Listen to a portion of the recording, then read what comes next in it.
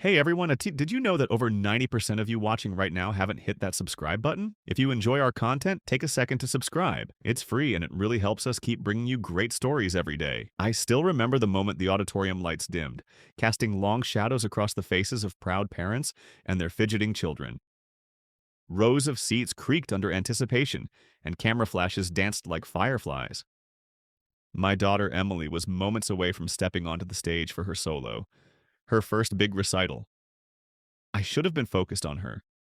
I should have been lost in that moment, heart thudding with the joy only a father feels. But instead, my palms were sweating for an entirely different reason.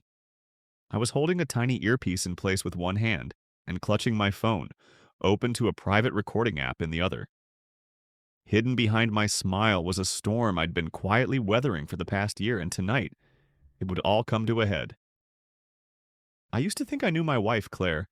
We met 10 years ago at a real estate seminar in Atlanta. She was charming, articulate, a natural-born closer. She made people feel seen, important, like they were the only ones in the room. I was a modest software engineer at the time, recently promoted, awkward in crowds, but with a good sense for structure. She told me she admired my quiet strength. I believed her. Our life together seemed picture perfect from the outside. She skyrocketed through the luxury housing market, eventually starting her own firm. I stayed mostly behind the scenes, handling our finances, building proprietary tools for her business, and of course, raising Emily when Claire's schedule got hectic. We had a beautiful home in the suburbs, a daughter who sang like an angel, and a reputation as that power couple.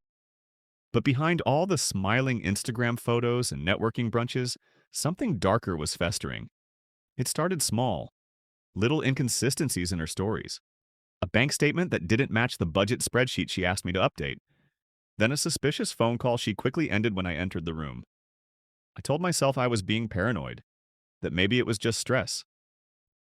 But when Emily came to me one night with tears in her eyes and said, "Mommy told me not to tell you she was at a hotel," everything inside me dropped. That night, after tucking Emily in, I waited until Claire was in the shower and checked her tablet. Password protected, but I'd built the security system she insisted on using.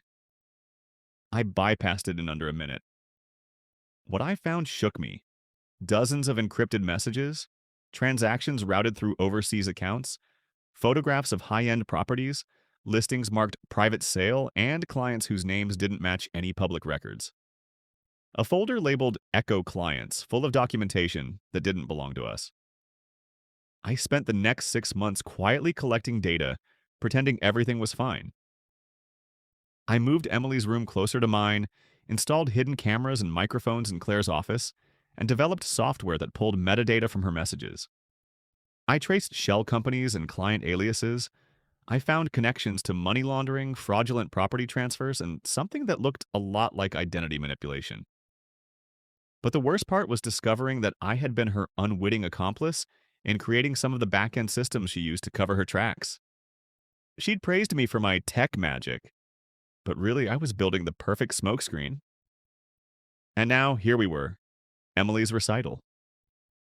Claire was seated a few rows ahead, flawless in her tailored navy dress, chatting with a group of sharply dressed agents, her team. She gave me a quick, polite smile over her shoulder, the kind you give a stranger at the grocery store. I felt the vibration in my pocket, 3 short pulses.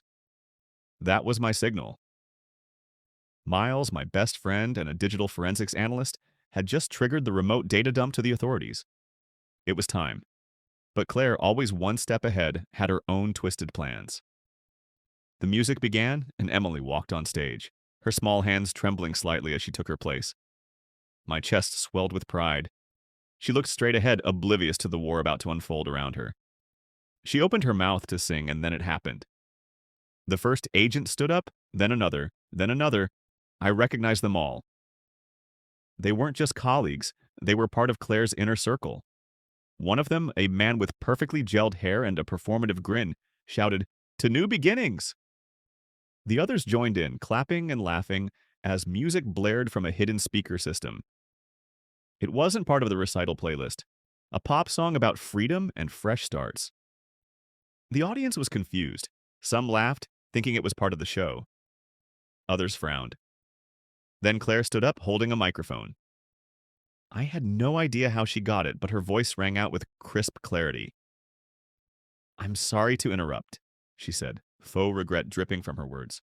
But I wanted to share a special announcement. I've decided to move forward with my life. Today marks not just my daughter's big day, but mine as well. I'm officially filing for divorce. A few gasps echoed. Someone clapped. Claire bowed theatrically. And to celebrate, she continued, I'm offering an exclusive promotion on my new luxury listings right outside the lobby. Come see me after the show. Divorce might be messy, but real estate doesn't have to be. I stood up slowly, the earpiece buzzing. Miles's voice was urgent. Now, Adam, do it now. I walked to the center aisle. My hands were steady. Claire noticed and faltered just for a second. Claire, I said, loud enough for the room to quiet. You forgot something. She raised an eyebrow. Oh? I reached into my coat pocket and pulled out a small device, a pocket projector. I connected it to my phone and turned it on. The wall beside the stage lit up with grainy surveillance footage, her office, her voice, her laughter, as she boasted to her team about clients who'd paid double to disappear from the system. A wave of murmurs surged through the audience. Claire's smile stiffened. This is a school, she snapped. You're embarrassing yourself. No, I said. You did that all on your own. Next came audio clips, conversations with a man she called Jules, discussing forged paperwork, hush money, even threats. I could see her agents shifting uncomfortably. One of them actually stepped away. I've already turned everything over to the DA, I said. This flash mob stunt? It's just another distraction, but the truth doesn't need choreography. Claire lunged forward to grab the microphone again, but someone blocked her. Miles, wearing a staff badge he'd borrowed from a friend. I'd suggest you sit down, he said calmly. She did. The auditorium buzzed with disbelief. Parents looked at each other, unsure if what they'd seen was real. Emily stood on stage, confused, eyes searching for mine. I gave her a reassuring nod, heartbreaking for the innocence that had been marred by all of this. Later that night, after the police escorted Claire for a voluntary interview, I tucked Emily in. Is Mommy in trouble? She whispered. I hesitated, then kissed her forehead. Mommy made some big mistakes, but I'm here, and I'll always protect you. She nodded, trusting me completely, but even as I closed her door, I knew this wasn't over. Because in the files I'd found, Claire wasn't working alone, and the man she called Jules, he wasn't just some criminal partner. He was someone from my past, someone who knew me far too well. And he was coming. The days that followed felt like I was living in someone else's skin. News of Claire's performance spread like wildfire through our neighborhood and social media. Some people believed she was framed. Others were furious she'd used a school stage to orchestrate a marketing stunt and dramatic personal revelation. The district quietly placed her on a watch list of sorts, not officially banning her from future events, but making it clear she'd worn out her welcome. She didn't come home after that night. She couldn't. I'd already changed the locks and frozen our joint accounts by morning. The authorities were slow to act. The system always is with white-collar crime. But the gears had started turning. Claire's firm was under scrutiny. Agents were being questioned. Some of them had already turned on her, exchanging immunity for details. But she wasn't in jail. Not yet. And that terrified me. The thing about someone like Claire is they never think they've lost. Not really. Manipulators aren't shaken by exposure. They see it as a temporary setback, a puzzle to be solved. And I knew she was already calculating her next move. But I was doing the same. I'd set up a full network of surveillance tools at home and off-site. One laptop was dedicated solely to monitoring the cloud accounts she didn't know I still had access to. Another tracked the activity on her alias bank accounts. Most had gone dormant, but one still pinged transactions through a small tech startup in Austin. Anonymously funded, of course. That's where I found him again. Jules. His real name was Julian Kessler. We'd been in a college startup incubator together nearly 2 decades ago. Bright, charismatic, and ruthless. The kind of guy who'd sell you a parachute after pushing you off the cliff.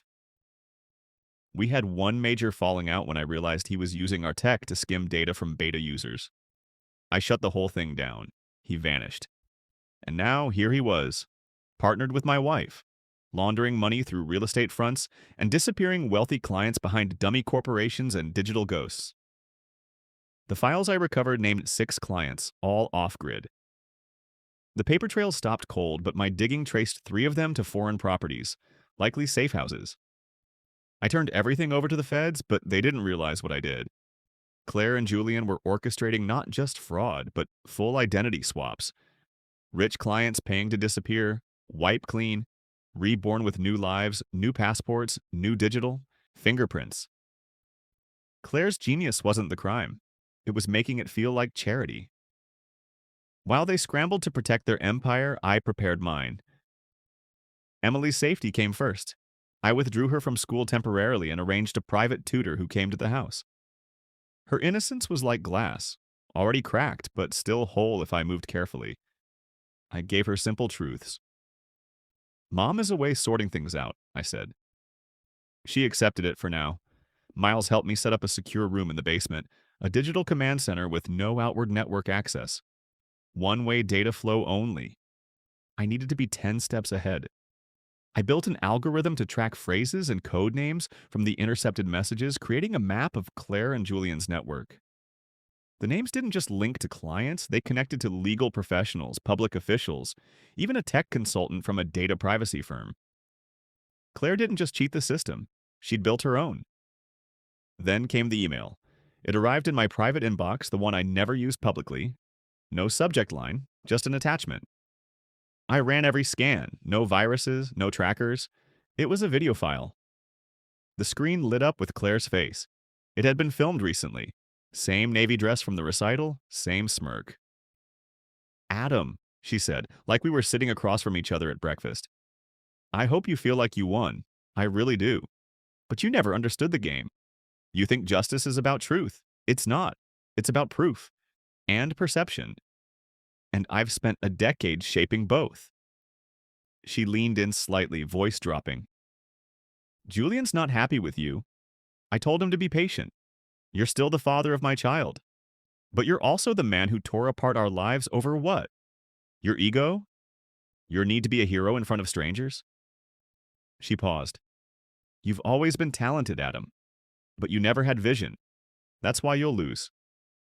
Even if they arrest me, even if they make a scene of it, the structure is still intact. You pulled one thread. You didn't unravel anything. The screen went black. I sat still for a full minute. Then I got to work. I reached out to a contact Miles had at the U.S. Attorney's Office. They couldn't act without direct evidence tying Julian to the operation. But if I could bait him into revealing himself, or better, corner him into a misstep, they'd act. So I created a false trail. I compiled a dossier of fake data, dummy accounts, altered evidence, and a supposed client whose digital profile looked real enough to draw attention. I published it under the name Echo Asset Number 37 on a small darknet forum frequented by data brokers. I knew Julian monitored it. Within 36 hours, my honeypot server received pings from an Austin IP, then another from an encrypted node bouncing through Prague. Someone was sniffing around. I sent out a single anonymous message through the forum. One sentence.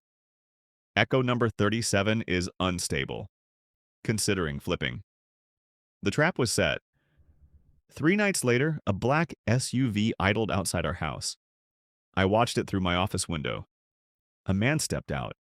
Not Julian, someone younger. Hired help. I met him at the front steps. Calm, cold. Can I help you? I asked. I'm just here for a conversation, and he said. About Echo number 37. I nodded, pretending to think. Tell Julian next time to come himself. He smiled like I'd told a joke. Then I pulled out my phone and played the recording. Not the one Claire had sent me, but the surveillance audio of her talking to Julian, giving him the plan, naming him directly. The man stiffened. There's an FBI car 1 block away, I lied. And if I don't check in every 5 minutes, the entire file set gets pushed live. Reddit. Discord. The works he left without another word. By morning, the FBI finally had what they needed. Claire's firm was raided. Julian's name was now on an active warrant. But he wasn't in Texas anymore. The last confirmed location put him on a private flight headed south. The case was growing, headlines were spreading, and still, it felt unfinished. Until Claire requested a court hearing. She wanted full custody of Emily. My attorney called me at midnight. She's arguing you endangered your daughter by exposing her to legal drama and creating an unsafe environment. I laughed, humorless. The woman laundering identities wants custody. They're filing it aggressively. She has a new legal team. Of course she did. Claire didn't care about Emily. Not in the way a parent should. She cared about control, about image, and about winning. The court date was set for the following Monday. I had 5 days. 5 days to build the next strike. Because what Claire didn't know, what Julian didn't know, was that I still had one last card to play, and it had nothing to do with data. It had everything to do with loyalty. A former associate of Claire's had reached out, a woman named Tara, once her assistant, now scared and angry. Claire burned me, Tara said, left me hanging when they came after the firm. I have emails, I have voice memos, I even have security footage of her signing documents under one of the aliases. I met her in a diner 2 towns over. She handed me a flash drive. Use it, she said. Take her down, for good. I would. But first I had to survive court and make sure Claire never saw Emily alone again. The courtroom was colder than I expected. Not physically, the air conditioning was fine, but emotionally. Sterile, quiet. A place where truth didn't always win, but where presentation mattered more than pain. Claire sat across from me, her face calm, carefully composed. Her attorney, a sharp, ambitious woman from a major firm, already flipping through papers with mechanical precision. I adjusted my tie. I hadn't slept much. Between preparing evidence, consulting with my attorney, and making sure Emily felt safe and supported, I was running on instinct. But adrenaline had its advantages. I was alert. I was ready. Claire's petition for full custody cited instability, mental unfitness, and potential exposure to law enforcement action. Her lawyer painted me as a paranoid, vengeful ex-husband who used our daughter to launch a vendetta. She didn't mention the crimes, the money laundering, the digital espionage. Only unproven allegations. And then Claire took the stand. She spoke softly, almost tearfully, about how much she missed tucking Emily in at night, how I had changed in recent months, how the man she once admired became obsessed with surveillance and secrecy. She even talked about the recital, framing it as a moment of emotional weakness, a poorly timed announcement, but one that shouldn't define her as a mother. I admit I made mistakes, she said, a perfect quiver in her voice. But I love my daughter more than anything in this world. She looked at me when she said that. Not at the judge, not at the gallery, me. It was a message, a performance. And I had to admit it was convincing. But I hadn't come unarmed. My attorney called our first witness, Tara. Claire's face didn't twitch, but her shoulders rose almost imperceptibly. Tara stepped into the box with nerves but resolve. She confirmed her identity, her history with Claire's firm, and then began to explain. How Claire had used her to create false records, how she'd been directed to transfer large sums through third-party platforms, how she'd once been ordered to destroy a hard drive after a client dispute. The courtroom was still. Claire's attorney objected. Hearsay, she said, uncorroborated. But then we played the first clip. Claire's voice recorded on Tara's phone saying, "Delete it. If anyone asks, say it never existed. If you hesitate, remember who pays you." It wasn't enough to convict Claire in a criminal court. But this wasn't that. This was about custody, about character. I could see the judge writing carefully. Then I took the stand. I didn't paint Claire as a monster. I didn't need to. I told the truth. I spoke about our early years, how we built our life. I admitted to the surveillance, the digging, even the fear. I didn't want to believe what I found, I said. She was my wife, the mother of my daughter. But when the evidence became undeniable, I had a choice, to stay silent or to act. I acted. I played the recording from the recital, Her mocking tone, her open admission about shaping perception, her warning about Julian. Then I told the court what really mattered.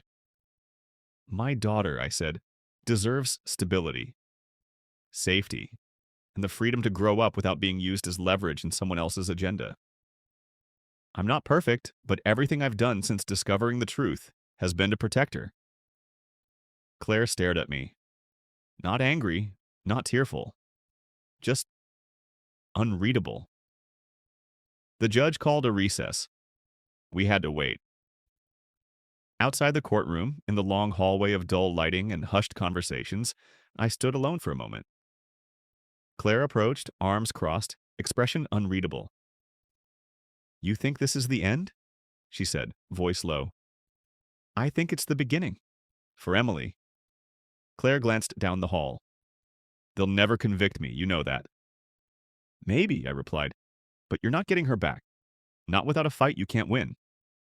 She tilted her head like I was an interesting puzzle. You always did underestimate me. And you always overestimated how long people would keep covering for you. Before she could reply, Miles appeared around the corner, phone in hand. You need to see this, he said. We stepped aside. It was a live stream. The FBI had just issued a public alert for Julian Kessler. They'd intercepted communications indicating he was planning to flee the country under a new identity. And more importantly, they had a new cooperating witness, someone from Julian's side. Apparently, when I faked the Echo number 37 identity, it triggered a war within their network. One of Julian's own people panicked and turned state's evidence. That was the final crack. Claire's connection to Julian was now indisputable. Multiple signatures, timestamps, metadata linked directly back to her devices. Back in court, when the judge returned, she'd clearly been briefed. She looked at Claire with a new weight in her eyes. I've reviewed the evidence, she said. And while this is not a criminal trial, the implications of this behavior on a child's well-being cannot be ignored. Effective immediately, full custody is awarded to Mr. Turner. Mrs. Turner is restricted to supervised visitation pending further review. Claire didn't move, didn't blink. The gavel struck. It was done. Emily ran into my arms that night, unaware of the courtroom's cold mechanics. She just knew she was staying with me. Can I sing for you again? She asked. Anytime, I said, holding her tight. We went outside and sat under the stars, just the two of us. I didn't need data. I didn't need evidence. I had what mattered. But the storm wasn't quite over. 2 nights later, Miles and I tracked Julian's last known location to a private airstrip in Central America. We'd worked with authorities to plant trackers on the assets Claire had used to fund his escape. And as we sat watching the feed, a ping confirmed his arrest. They got him. In the months that followed, charges were filed. Some cases dragged. Claire's legal team delayed where they could. But the empire had collapsed. And I started to breathe again. I found a new job, a cybersecurity consultant for small law firms, a quieter life. I taught Emily chess. We baked terrible cookies. We rebuilt. One evening, as I was tucking her in, she looked at me with those wide, honest eyes. Daddy, was Mommy a bad guy? I paused, then shook my head. She made bad choices, but I think deep down she got lost. Some people forget who they are when they want to be important. Will I get lost? I kissed her forehead. Not as long as you remember who you are, and that I'll always come find you. She smiled, and for the first time in a long time, I knew we were safe. Not because the danger was gone, but because the truth had finally won. And because no matter what storms came next, I wasn't afraid to fight again.